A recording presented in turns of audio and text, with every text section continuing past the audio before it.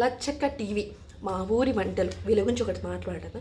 మొన్నటిదాకా వాళ్ళ అన్నయ్య కిడ్నాప్ చేశారు, రైల్వే స్టేషన్ దగ్గర బాడీ దొరికింది, అక్కడ చూసి వచ్చాము, ఇక్కడ చూస్తే ఫోన్లు చేస్తున్నారు, ఫొటోస్ పెడుతున్నారు, ఇవన్నీ కథా నాటకాలు ఆడింది కదా.